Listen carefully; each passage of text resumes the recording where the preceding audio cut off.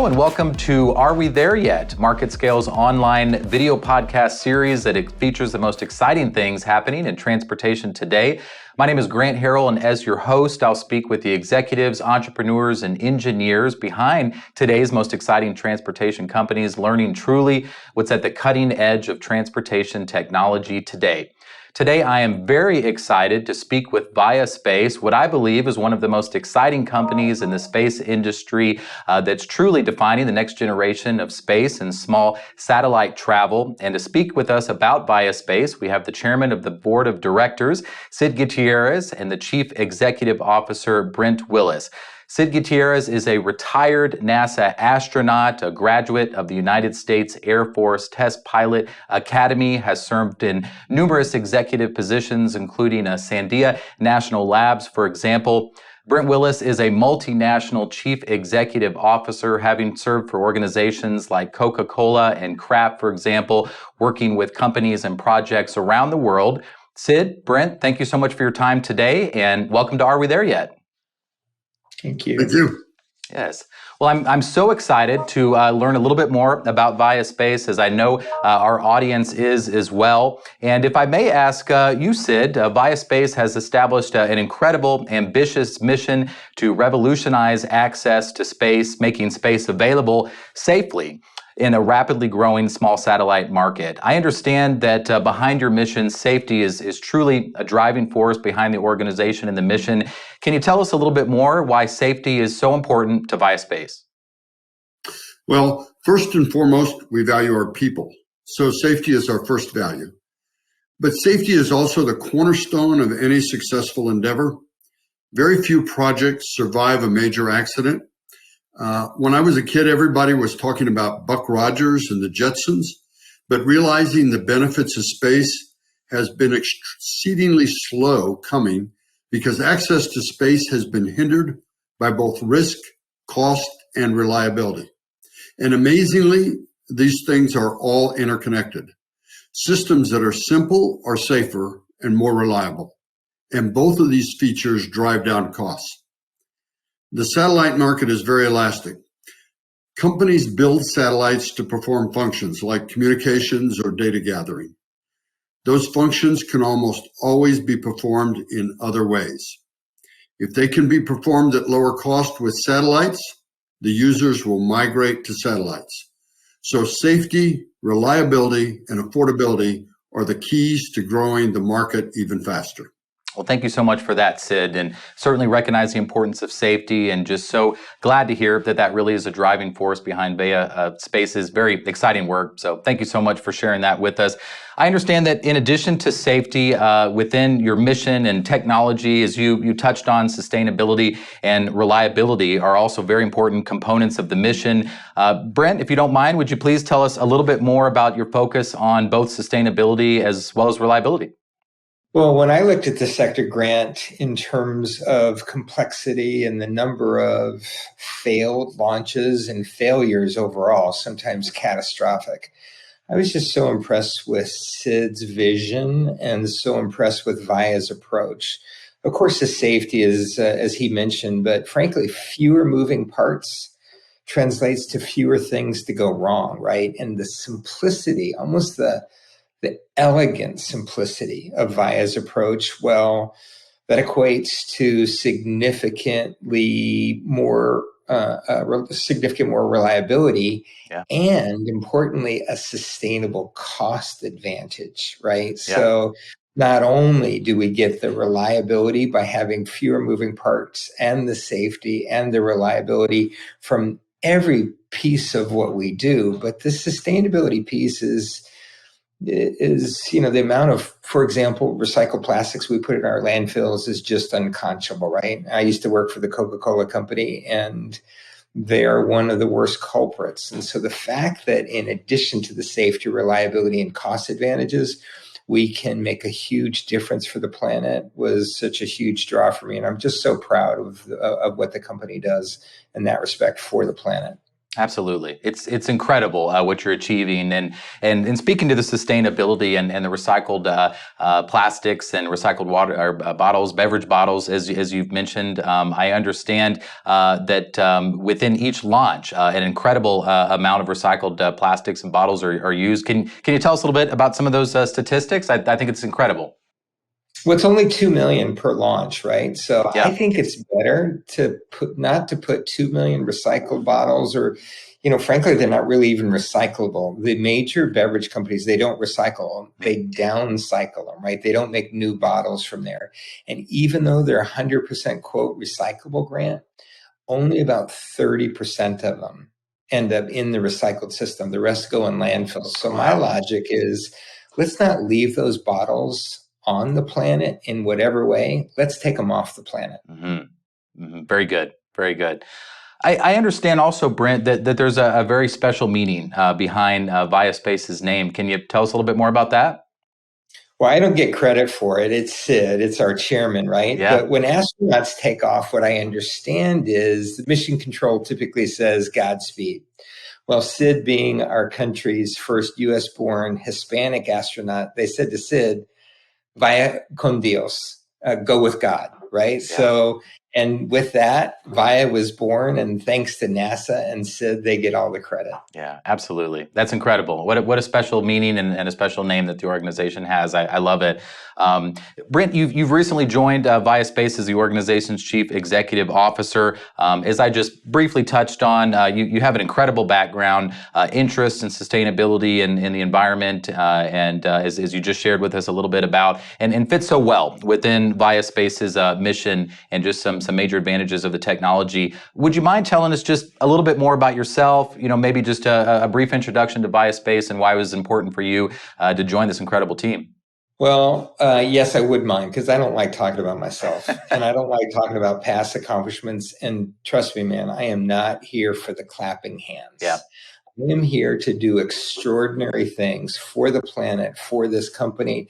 And I like doing big things, right? So yes, I was proud to be Coke's youngest president and create the world's largest beer company with this obscure Belgian beer company nobody had ever heard of for like 650 years. Yes, I was proud of those things, Sure. but it just doesn't matter. What matters is, what are you going to do going forward? What difference are you going to make going forward? And are you going to be purpose and mission driven? That was what was so gravitating about Vaya. This is a purpose driven company. This is a mission driven company. This is such a potential disruptor, but not just disrupting and creating a big business, doing it in the right way. Mm-hmm. Mm-hmm. Very good. I love it. I love it. It's all about the future. It's all about today and what we're working to accomplish and what's important to us. So very, very well said. I appreciate that very much. Sid, you have an incredible background, and I won't ask you because I know you're very much the same way, that it's all about today and the future, and you do have an incredible background and just amazing experience that you bring to Vaya Space and is such a part of the work that you're doing now. But if you don't mind me asking, you're the first individual that I've ever had the pleasure of speaking with that's traveled to space, and would love if you'd be so kind to maybe just share maybe a quick space story with us, maybe something that just maybe points a little bit to the amazing experience that you've had to travel to space. Would you mind sharing a story with us? Sure. So the microgravity, or the weightless environment while flying in space, it's unique and it's interesting. You adjust to it pretty quickly. The views are what are absolutely amazing. But the most incredible thing about the views is how quickly they change. Because you're moving at about 18,000 miles an hour. That converts to about 25,000 feet per second. I can't even really imagine that, even having done it. But you literally go all the way around the world in about 90 minutes. Wow. And I didn't fully grasp the meaning of that until we were delayed on the launch pad for my first launch. We were sitting on the coast of Florida at about 9 o'clock in the morning. The sun was beating in my window. And I looked over at the commander, and he was adjusting the background lights on his instruments. Okay. And I asked him if he thought he was going to need them soon. And he responded that within 30 minutes of launch, it would be dark. Wow. And that's when the full impact of what we were doing really hit me. Wow. So to accelerate to that speed, 18,000 miles an hour in just a few minutes requires the generation of a tremendous amount of energy. And that's why rockets must be so powerful. But controlling the generation of that energy is why safety is so important. Yes, very good. Very good. That's incredible. 18,000 miles an hour, 25,000 feet in a second. I think if yes. I heard correctly, that's amazing. So, gosh, you think of how long it takes to get to that type of altitude in a commercial plane nowadays, and to think that in a rocket you do it in about a second. That's amazing to consider. If you don't mind, I'd like to throw in a fun question, Sid, because again, first individual I've ever had the opportunity to get to speak with that's traveled to space. I thought you might have an opinion on this, and would only ask for, maybe a one-word yes or no answer. Do aliens exist? So that's an interesting question. First, there's no reason why astronauts should have any unique insight into that question, because if an alien can travel light years to get to Earth, they're not going to stop in near Earth orbit. They're going to come all the way down to the surface of the Earth. But since you asked the question, based on information released by our government and observations of airline pilots that I've spoken with, there are technologies that have manifested themselves that we simply do not understand. We apparently know very little about these events, and I think we should seek to understand them better before we start guessing at what category we should put them in. Very good. Very good. Well spoken. Well, thank you for that. I think that provides some accredited insight into the question. So thank you so much. I understand, Brent, if you don't mind me asking you, that you're actively accepting 2023 reservations from organizations, and want to wish you congratulations on this accomplishment. And I know that you're working hard to move things forward safely, but quickly as well. And so, fitting within the theme of the series, we often ask, are we there yet? And so, would love to ask you, economical, environmentally friendly, reliable, precise satellite launching through hybrid rocket technologies, are we there yet?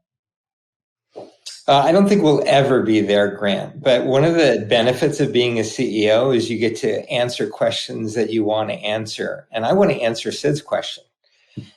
Because he evaded it, if you ask me. And I think in business, in my career, I've run into some of those aliens. Some of these guys in business that I've run into are crazy. Yeah.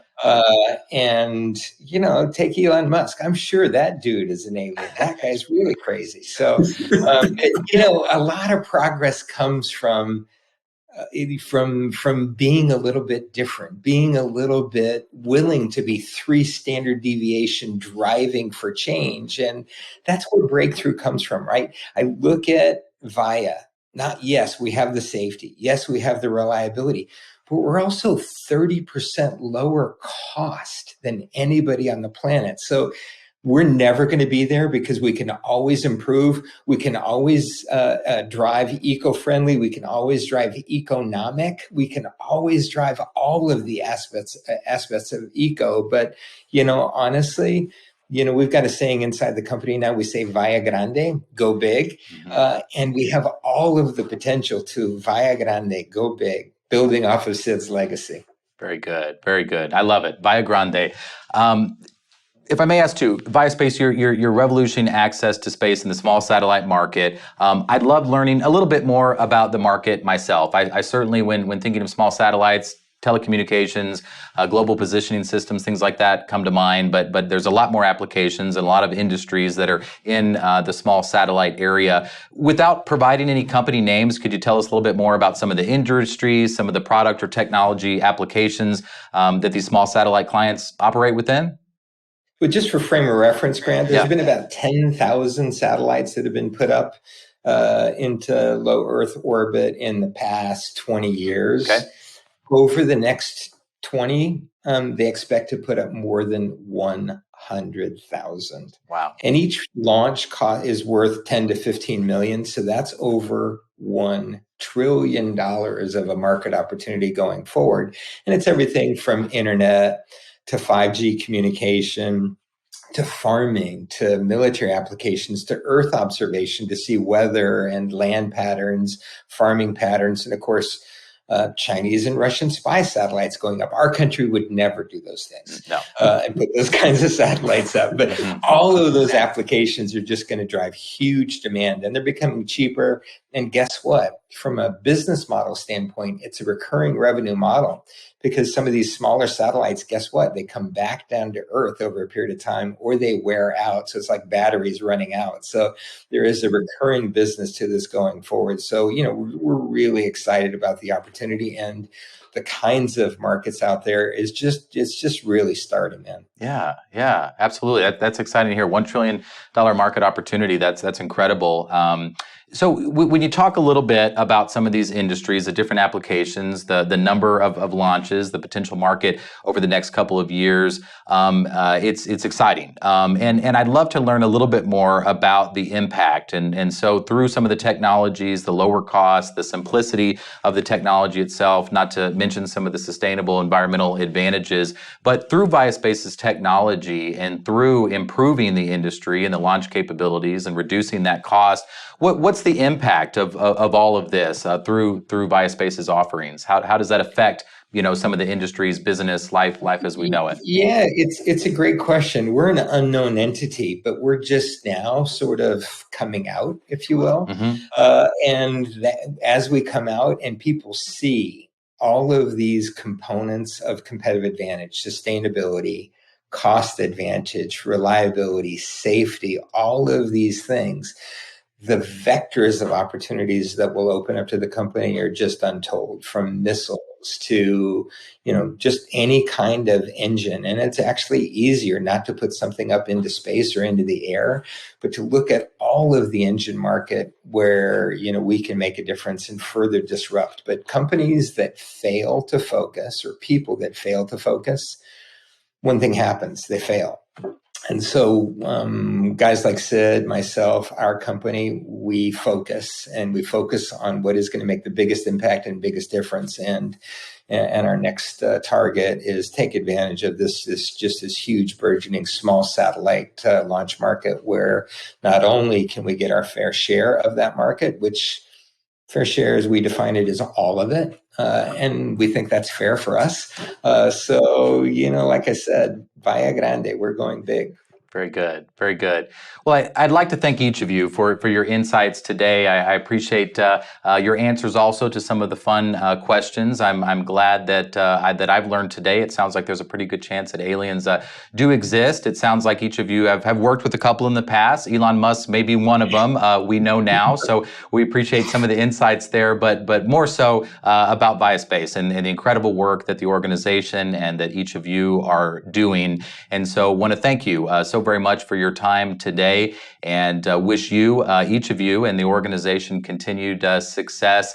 And in your words, in the theme of Vaya Space, Vaya Grande, go big. And thank you so much for sharing some of these incredible insights with us today at Are We There Yet? And we look forward to watching what's next for Vaya Space. Thanks, Grant. Thanks, Sid. Thank you.